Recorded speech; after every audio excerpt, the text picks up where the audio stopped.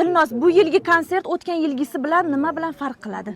Bu yilgi konsert juda ko'p narsa bilan farq qiladi. Hozir o'xshashlik qidirdim, lekin hattoki duetlarimda ham o'xshashlik yo'q. Sababi o'tgan yilgi duetlardagi kuylangan qo'shiqlar bo'ladi, lekin boshqacha talqinda bo'ladi. Shuning uchun yo'q o'xshashlik. Xudo xolisa. Bir xabar eshitdik, konsertda aynan siz haqingizda betoblar kela olmadilar deb aytdilar. Aynan betob bo'lsangiz ham buncha energiya bilan bugun qanday chiqyapsiz? Endi iloji yo'q, voy, shuncha odamni chaqirib qo'yib, sold out qilib qo'yganmiz bu yoqda.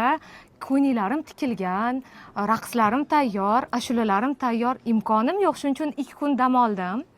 O'zimga kelib oldim. Xudoga shukr, mana yana porlab sizlarning oldingizda turibman va Xudo nasib qilsa bugun chiroyli qilib, bugungi kunni ham, ertani ham o'tkazib yuborsak, mara bizga. 5 ta ila 6 ta premyeram bor. Konsert nomi uchrashuv. Nimaga aynan bu nom? Uchrashuv sababi o'tgan yili birinchi uchrashuv o'tkazib olganmiz. Ikkinchi uchrashuv bu safar ular уже meni tanishadi, xalq meni bilib oldi. Dilnoz deb ko'plar masalan o'ziga kashf qilib bo'ldi. Shuning uchun bunisida begona kelmaydi уже.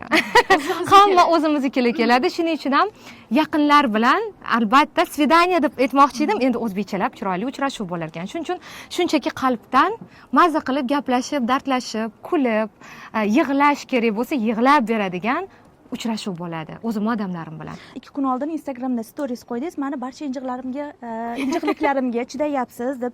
Nimaga bunaqa deb qo'ydingiz? Endi faraz qiling, yangi kelinsiz. Hali mana kecha 1 oy bo'ldi. Uning ichida siz 1 oydan biri endi to'g'ri eringizga ham qo'ldan kelgancha e'tibor qilasiz, lekin уже hammasi raspisini, sizni kuningiz yozilib bo'lgan. Repetitsiyangizga vaqtida borishingiz kerak, undan keyin sochingizga borishingiz kerak, undan keyin xizmatlaringizni o'tkazishingiz kerak, keyin kechga kiyimlaringizni premyerkasiga borishingiz kerak.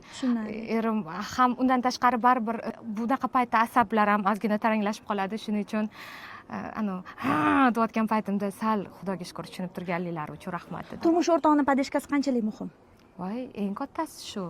Ayniqsa bunaqa paytda eng kattasi yoningizdagi insonni sizni qo'llab-quvvatlash ekan. Chunki biz ayol kishimiz baribir. Har bitta gap bizga qattiq ham tegishi mumkin, bitta gap bilan xursand bo'lib ketishimiz mumkin. Ijodkor odam 2 barobar shunaqa bo'ladi.